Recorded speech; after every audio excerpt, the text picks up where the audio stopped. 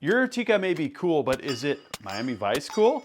In this video, I'm going to talk about how I've updated our Tikka T3x and Ultradyne UD5 build with a complete visual overhaul using some special techniques with Cerakote and laser imaging. It's new, weekly updates from Ultimate Reloader. We're talking about free resources, exclusives, hot deals, and more. 3 ways to subscribe. Click on the button on the website. Go to ultimatereloader.com/subscribe or click on the QR code. Hey guys, Gavin Gear here from ultimatereloader.com. That's right, we recently completed this Tikka T3x build. We took a Tikka T3x barreled action in .308 Winchester. I cut the barrel down a little bit. I did a sporter barrel threading so we can take a thin, like pencil barrel and give it a proper shoulder for a muzzle brake or a suppressor. We put it in the Ultradyne UD5 and we had some fun shooting it. Now recently I thought I really want to try this laser burn through reveal technique with Cerakote and our laser engraver, and I thought this would be the perfect rifle to do that with. So where I want to start with this is what we did on the Cerakote side. Then we'll talk about what we did on the laser side, and then I'll show you some unexpected and very favorable accidental load development that we did as a part of shooting the rifle at distance.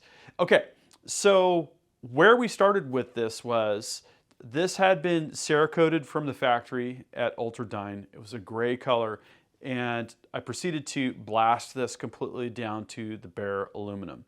One of the nice things about the Ultradyne chassis is how easy it is to work on, disassemble, accessorize, right? We've got your sort of AR buffer tube style buttstock, and that gives us a lot of different options. We have an Ultradyne buttstock on at this given point in time. The mag release is really easy to just drive out a single pin. It pops out. It's also adjustable, which is really cool. We've got the spigot over here. It only takes a few minutes to completely disassemble this chassis, and blasting it is a fairly straightforward process. We're just looking to get rid of all the factory Cerakote and get down to bare metal. With Cerakote, you need to make sure that you have proper mechanical adhesion. So typically that means blasting with 100 grit aluminum oxide, which is exactly what I did here.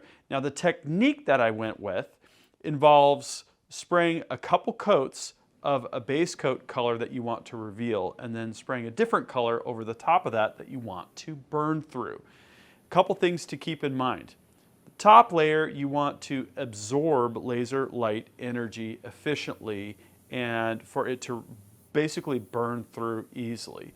So darker colors typically are going to have an easier time with that. And now I only did one very thin light coat of black over the top.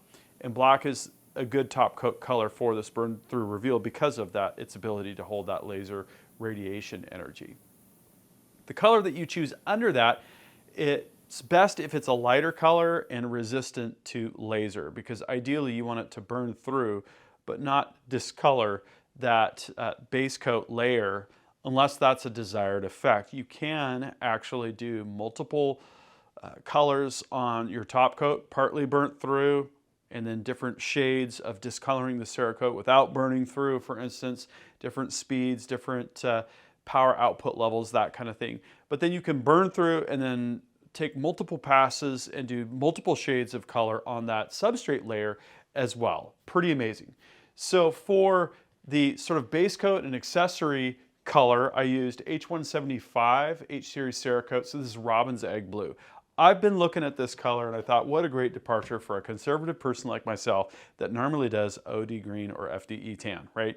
I need to branch out a little bit, and I thought this would be a really cool way to do this. Over the top, we have our standard H146 graphite black. This is what we use by default for a lot of, for instance, Cerakoting barrels that need to match a blued or nitrided action, that sort of thing. For the spraying tasks, I was using the DSBE 1500 spray booth from Built American, and for the curing tasks, I was using the BAE 0200 oven from Built American as well. Don't forget, if you use the UR5 discount code, you can save 5% on your entire order from Built American. Okay, so after that 250 degrees Fahrenheit cure for 2 hours, it's time to think about laser imaging. Okay, so before we can move over to the laser, we need to do a little bit of pre-production artwork. And this time, one of the challenges that you're going to have when you prepare a trace is any kind of distortion from, parallax, the camera, the perspective, all of that, right? You really want kind of a flat profile representation of whatever it is that you're tracing. So I decided while I had the chassis apart, I would just throw the chassis right onto my flatbed scanner along with a ruler, and that would be something that I could confirm the exact scale with, and then I could trace this recessed panel here.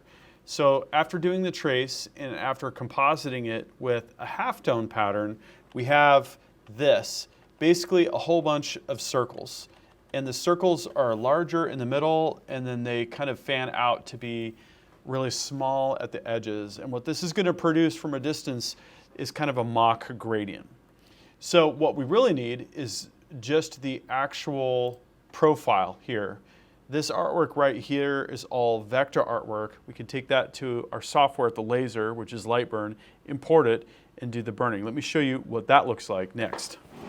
So here we are at the laser engraving station. We've got a Chinese-made 50-watt fiber laser. We've got a couple different lenses, one that has 150 by 150 millimeter area. This is a 300 by 300 millimeter lens, which is going to use different settings. We're using Lightburn. I have a separate piece of artwork, which is just like a mud splash. I wanted to show you all what kind of detail we can get here. Now, this is my test plate, and I've got the same robin's egg blue with the graphite black over the top. We did various tests to see how that was going to work, and I just want to show you how magical this is. So when we say frame, it's going to show us kind of this area where it's going to do the laser work. I'm going to put my protective glasses on here and then hit start, and then we watch as the magic unfolds.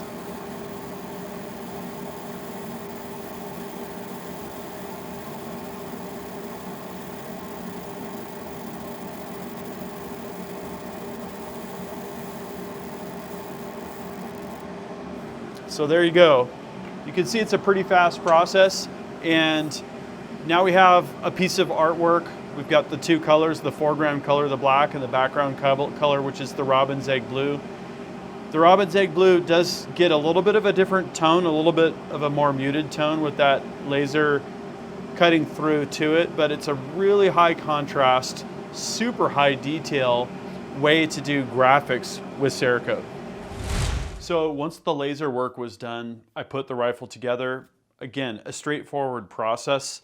You put a pin through to secure the mag catch, screw on the buttstock, get your cheek riser at the appropriate height. I put the bag rider back on here.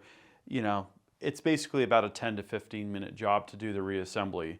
Really love how this chassis comes together.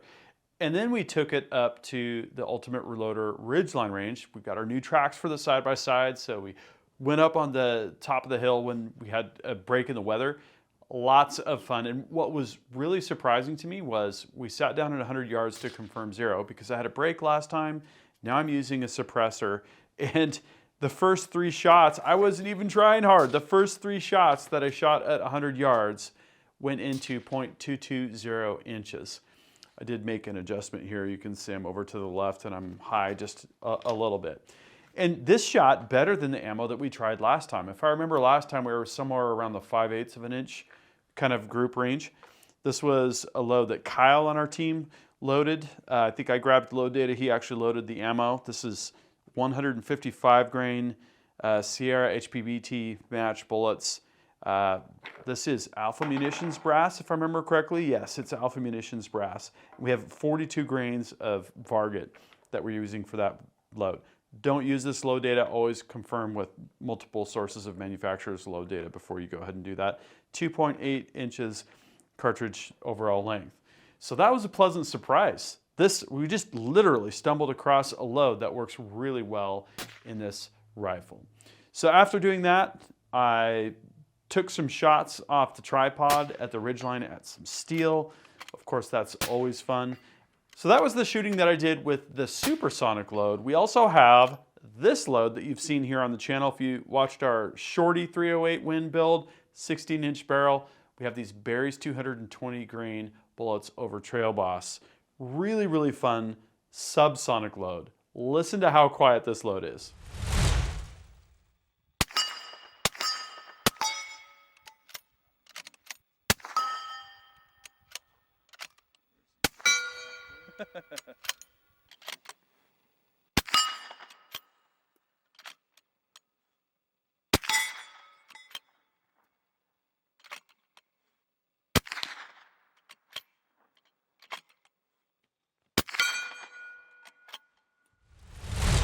So how do I feel about this rifle? I absolutely love it. I love this sort of retro Miami Vice 80s look, and what a fun rifle to shoot.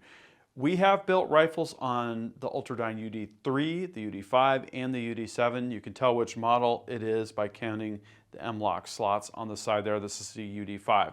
The spigot adds a little bit of extended length for your bipod, which I typically do run, regardless of which UD series I'm on. We've done Remington 700 short action, Remington 700 long action, and now Tikka T3.